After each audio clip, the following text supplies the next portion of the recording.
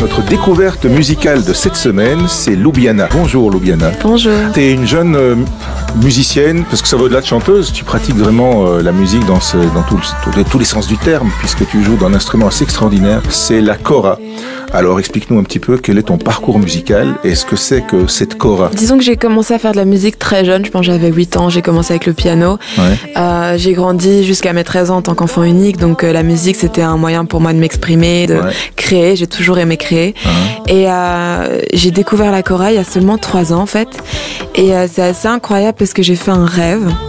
Et dans mon rêve, je voyais la forme de cet instrument que je joue, mais j'en avais jamais vu avant, je n'avais jamais entendu parler. Donc je me souviens, je me réveillais le lendemain et j'avais cette vision, mais je me disais bon, c'est bizarre, ça doit être une harpe. Mais je me suis dit, j'ai déjà fait du piano, du saxophone, je vais pas commencer la harpe.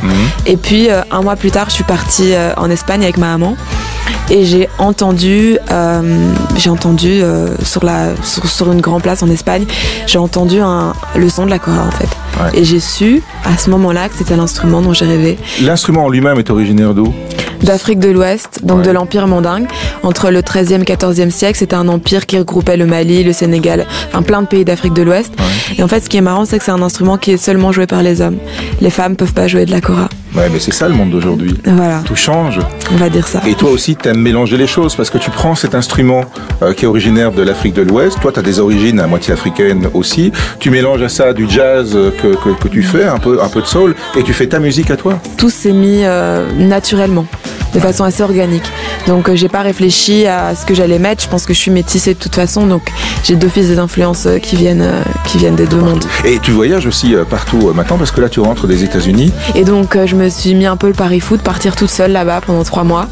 Je connaissais personne, j'avais pas d'amis. Je me suis dit bon, j'y vais avec ma kora, on verra bien. J'ai joué presque tous les soirs, puis j'ai rencontré mon producteur là-bas, Jeff Gitty, qui a joué pour Lauryn Hill, pour David Bowie, pour Stevie Wonder. J'ai eu un accueil incroyable. J'ai été invitée par le neveu de Michael Jackson à jouer. Enfin, ça m'a donné confiance. Alors, tu es revenu de cette expérience avec un single qui est en découverte sur DH Radio qui s'appelle Feeling Low. Plein de choses aussi qui sont prévues pour cet été, pour la rentrée. Ça va pas s'arrêter là.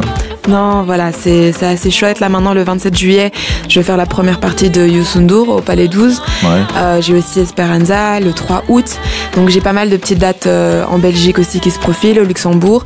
Et puis aussi, j'avance sur un nouveau projet. Je veux pas encore en dire trop. Album. Mais voilà, ça se profile en tout cas. Mais je veux pas en dire trop parce que c'est tout récent. Merci Loubiana. Merci.